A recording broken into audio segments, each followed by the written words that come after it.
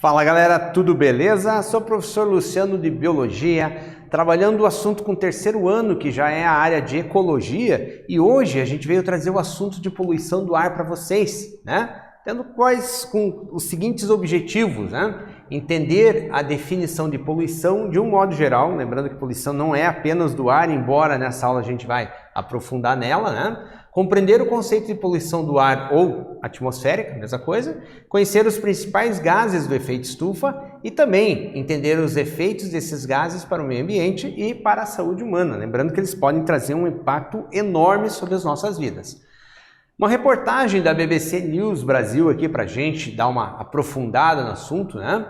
O segundo maior perigo à saúde humana depois da Covid-19, que encurta a nossa vida em quase 2 anos. Veja, quer dizer, antes da Covid, né, antes dessa grande pandemia que teve, esse era, logicamente, em primeiro lugar. Agora ele ganhou o status de segundo lugar porque a Covid, logicamente, foi mais forte.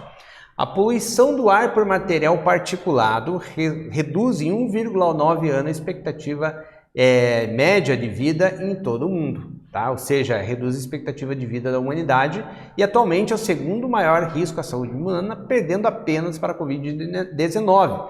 Mas, lembrando, ele deve voltar a esse topo, né, o primeiro lugar, quando a pandemia for controlada. Tá? Tem o QR Code dessa reportagem, você pode acessar ali e dar uma aprofundada nela, tá, gente? Um grande risco aí a nós, a nossa vida e tudo mais, né? Se liga então, gente, você sabe o que é poluição? Então vamos entender o conceito de poluição de um modo geral, tá? Isso mesmo, podemos considerar como poluição a modificação prejudicial do meio ambiente, a modificação essa que afeta diferentes formas de vida, inclusive dos seres humanos. Tá? A poluição está relacionada muitas vezes com a ação humana, ação antrópica e suas atividades. Entretanto, eventos naturais, como por exemplo o vulcanismo, que aparece aqui na foto, né, também podem provocá-la, porque é emitida uma grande quantidade não só de calor nessa atmosfera, como de material particulado. Né? As pessoas vão inalar esse material durante alguns dias, esse material vai se espalhar por extensas regiões, e aqui embaixo a gente vê poluição mesmo, saindo de chaminés de fábricas, indústrias, né? Que tem um grande impacto também, ok? Poluição atmosférica ou poluição do ar, né? Vamos considerar o seguinte, 9 em cada 10 pessoas respiram níveis de poluentes inadequados à sua saúde, tá? Veja, 9 entre 10 respiram níveis poluentes inadequados, segundo a OMS, ou seja, um nível bastante alto. E com isso, muitas doenças podem estar relacionadas com esse fenômeno, né? Por exemplo, a asma, né, que seria inflamação aqui nessas regiões de brônquios, bronquíolos e tudo mais, a bronquite, tá? A enfisema pulmonar.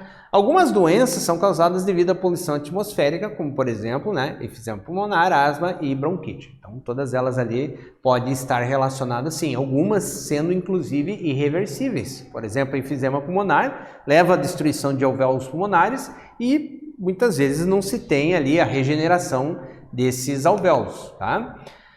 Gases poluentes, quais seriam eles, né, os responsáveis principalmente ali por essa poluição atmosférica e para esses riscos, né? Os principais gases que causam a poluição são o monóxido de carbono, que vão sair da fumaça, o CO, né?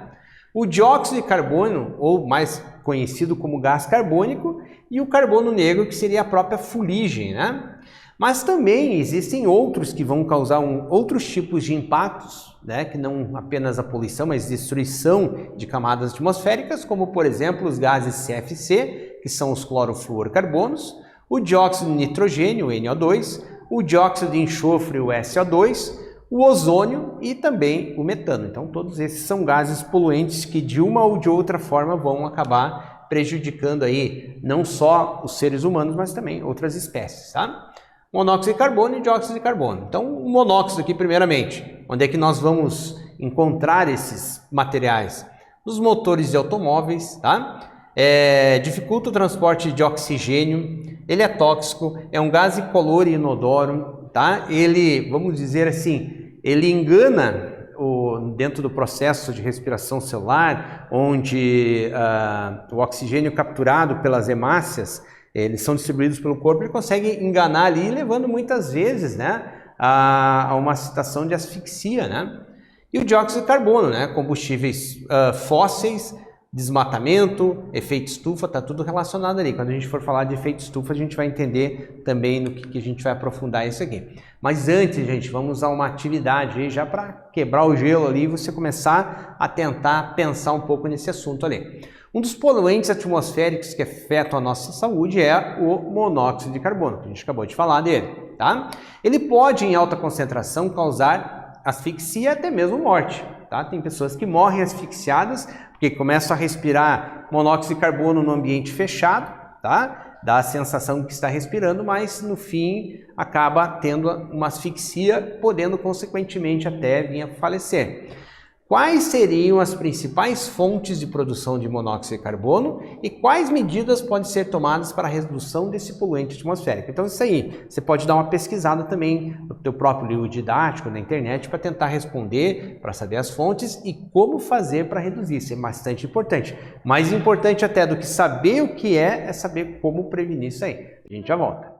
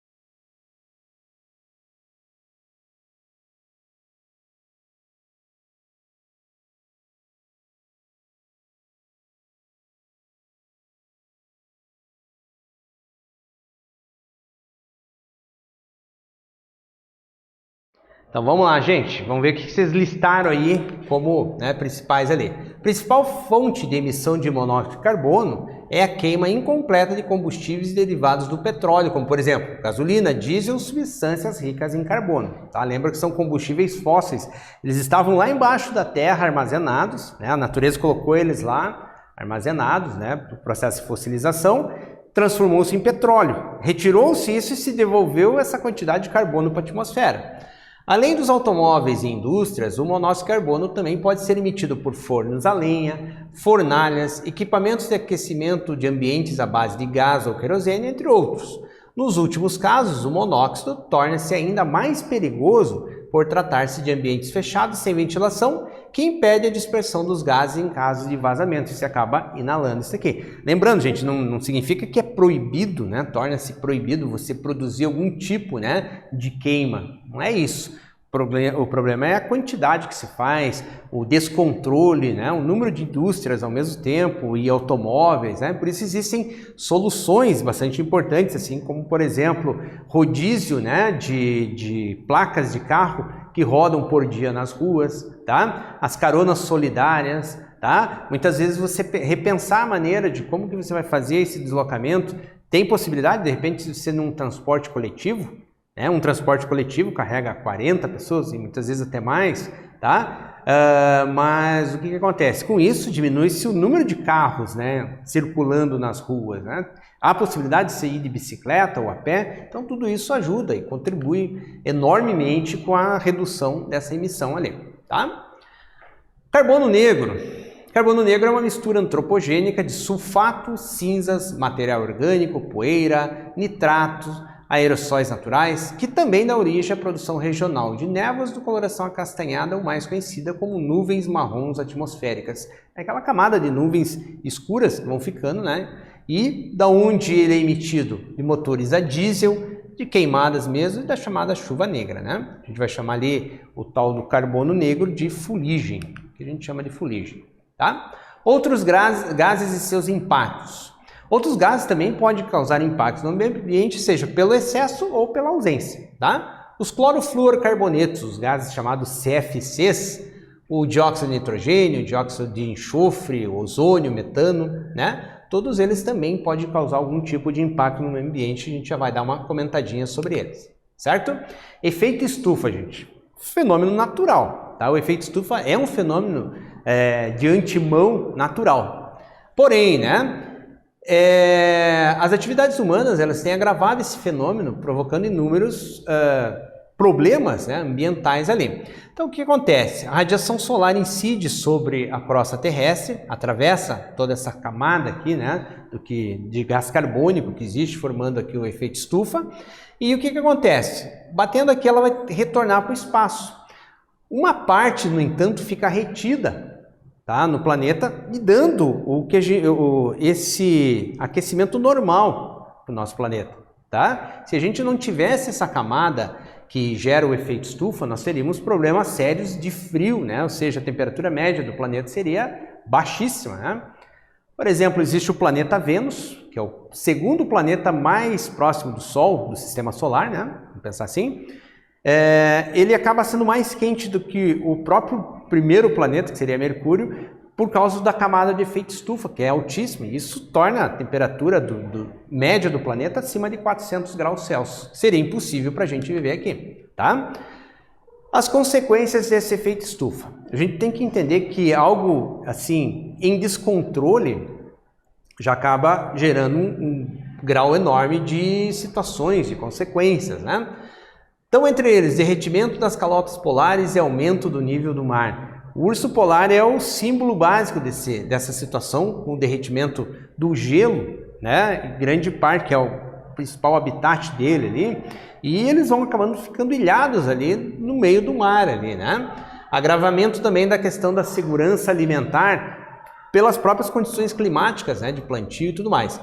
Extinção de espécies, danos a diversos ecossistemas, tudo isso também pode acontecer. Perdas de terras em decorrência do aumento do nível do mar. O mar invadindo, aumentando, derretendo as calotas polares, aumenta o volume de água nos mares e muitos locais podem ser invadidos, né, reduzindo ali o espaço, território ali, humano ali para se desenvolver. Escassez de água em algumas regiões, tá? Inundações nas latitudes norte do oceano e no Pacífico Equatorial, riscos de conflitos em decorrência da escassez de recursos naturais, problemas de saúde provocados pelo aumento de calor, tá? E também previsão de aumento de temperatura em 2 graus Celsius até no ano de 2100. Com isso, seria assim sérios agravamentos, né, aí a nível mundial, né?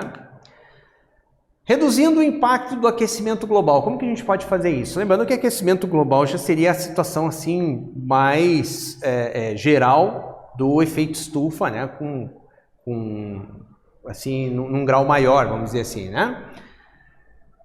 Economizar energia elétrica, reduzindo, né, logicamente muitas vezes assim a necessidade de uso de produção de energia com base em outros tipos de compostos que geram mais gás carbônico. Evite utilizar carros como meio de transporte, dando preferência ao transporte coletivo e bicicleta, aquilo que eu falei agora há pouco para vocês. Dê preferência a carro a álcool, biodiesel de uma maneira geral polui menos, tá? Coma menos carne suína e bovina. Qual a relação de comer carne com o aquecimento global?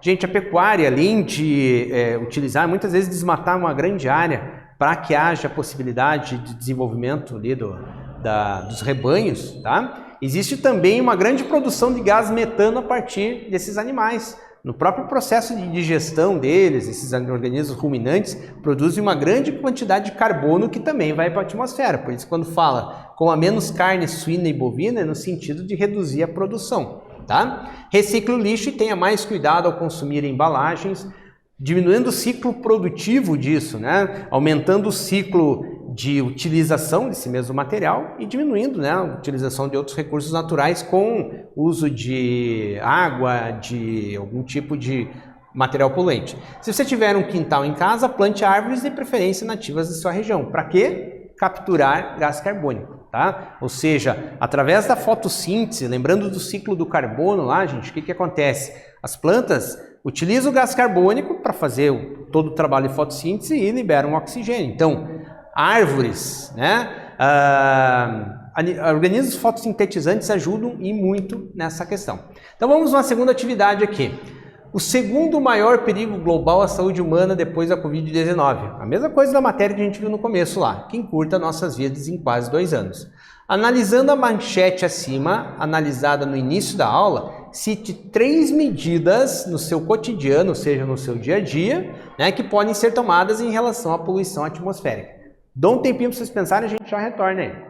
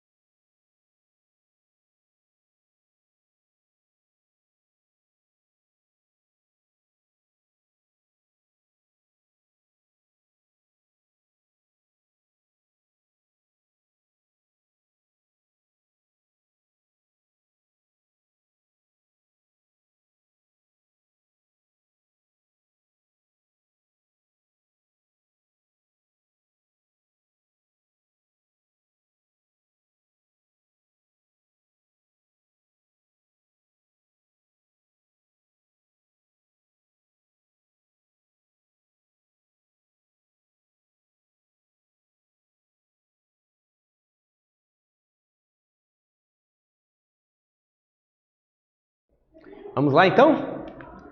Algumas atitudes ecologicamente corretas podem ser importantes, tais como, primeiro, utilize o transporte coletivo, carona solidária, bicicleta, patinete, ou mesmo vá a pé para o seu trabalho, escola, etc., caso possível, caso haja, né, seja próximo ali. Também, dê preferência a veículos que utilizem biocombustíveis e uma terceira dica, uma terceira medida, plante árvores, tá? Para captura do gás carbônico ali. Existe um fenômeno também que acontece chamado inversão térmica, tá, gente? A inversão térmica é um fenômeno atmosférico muito comum nos centros urbanos industrializados que produzem, né, muita poluição ali. Os poluentes retidos nas camadas atmosferas próximas à superfície provocam doenças respiratórias, irritações nos olhos e tudo mais. Qual que seria o fluxo normal? Ar quente aqui embaixo, ar frio e ar mais frio aqui em cima. À medida, né, que ele vai, esse ar quente ele vai subindo, ele vai resfriando. No entanto, o que acontece na inversão térmica? O ar frio fica aqui em cima tá? O ar quente aqui no meio e mais uma camada de ar frio aqui embaixo, retendo aquela poluição. Então dá aquela sensação esquisita de frio misturada com calor e mais esses poluentes na atmosfera gerando aqui essas irritações nos olhos, doenças respiratórias e tudo mais, tá? Então existe aí todo um agravante nesse sentido e acontece muito nos centros urbanos, inclusive nas grandes aí capitais, né? Nas grandes metrópoles aí brasileiras, né? Outro agravante é que a camada de ar fria fica retida nas regiões próximas à superfície terrestre com uma grande concentração de poluentes. Aqui é uma imagem, né? Esse fenômeno fica mais intensificado aí durante o inverno. Também temos a destruição da camada de ozônio. Provavelmente você já ouviu falar em ozônio, tá, gente? O ozônio é formado por 3 átomos de oxigênio, o O3, tá? Quando os raios ultravioletas do Sol incidem sobre uma molécula de ozônio, ocorre a liberação de energia responsável por romper a ligação entre esses átomos. Tá? Nesse momento é liberada uma molécula de O2 e um átomo de oxigênio fica livre. Então, quando ele se reúne, aquele átomo livre com o O2, acaba formando o chamado ozônio, O3. Os CFCs contribuem para a destruição da camada de ozônio, aí a radiação ultravioleta ocasiona a fotodecomposição das moléculas de CFC e essas liberam o cloro, que é um catalisador de destruição do ozônio. Cloro ali destrói esse ozônio. Um átomo de cloro pode destruir até 100 mil moléculas de ozônio, apenas, tá? Os CFCs são usados nos sistemas de refrigeração, são encontrados em solventes, espumas plásticas, embalagens de aerossóis, né, sprays e muitos outros. Tá? Então existem políticas que estão sendo desenvolvidas justamente para reduzir a emissão disso, evitando a destruição dessa camada. Essa camada filtra os raios ultravioletas que são nocivos à nossa saúde. Tá? E fazendo esse trabalho de filtragem, vamos dizer, diminui riscos, por exemplo, de câncer de pele na população. Também algumas doenças nos olhos e tudo mais. Algumas ações sobre a vegetação. Então, a destruição da camada de ozônio tem um grande impacto, sim. Tá? E esses elementos são os principais poluentes. Temos também a chamada chuva ácida, tá, gente? Ocorre devido aos óxidos que reagem com a água da chuva, produzindo ácidos fortes. Então, assim, os óxidos sobem, se misturam com o H2O que está lá nas nuvens, lá na atmosfera, e vai formar ácido, que vai chover sobre nós, vai cair sobre nós, se precipitar. Chama-se chuva ácida qualquer chuva com pH menor que 5,6. Lembrando que o pH neutro é 7, 5,6 já caracteriza um pH ácido. Tá? Em alguns lugares populosos em que há grande quantidade de veículos e em centros industriais, são comuns chuvas ácidas com pH em torno de 4,5, né? O pH 4,5, que é bastante ácido, bastante prejudicial, causando enormes prejuízos. Tá? Ela ocasiona os seguintes impactos ambientais: extinção de animais e até vegetais, tem um grande impacto sobre isso, poluição de rios, fontes de água, etc., doenças pulmonares nos seres humanos, improdutividade do solo com risco de erosão e também destruição de florestas, lavouras, dificultando a agricultura. Tá? E aqui, gente, eu coloquei uma imagem no meio de uma estátua de mármore toda perfurada, que é justamente a reação que essa chuva ácida provoca e acaba sendo um indicador de acidez de chuva nesse local. Então, calçadas, estátuas de mármore e tudo mais. Morte de peixes, lembrando que você vai acidificar a água e também aí destruição de grandes áreas florestais. Beleza? Então, o que nós vimos nessa aula? Retomando ali. Aprendemos o conceito de poluição, bem como compreendemos o conceito do que é chamada especificamente a poluição atmosférica. Conhecemos os principais gases do efeito estufa e também do aquecimento global, logicamente. Analisamos os principais efeitos desses gases para o meio ambiente e também para a saúde humana e também refletimos de que forma nossas ações cotidianas interferem na saúde do planeta. Beleza, galera? Você pode conversar com seu professor, aprofundar mais esse assunto, debater com os colegas, pesquisar na internet, né? Pesquisar aquela reportagem do início dessa aula e tirar todas essas dúvidas, né? Você precisa se preparar muito bem para o vestibular e para o Enem também. Lembrando que esse assunto não cai, ele despenca no vestibular Enem, tá? Eu espero que vocês tenham gostado dessa aula e até uma próxima, galera. Valeu, obrigado!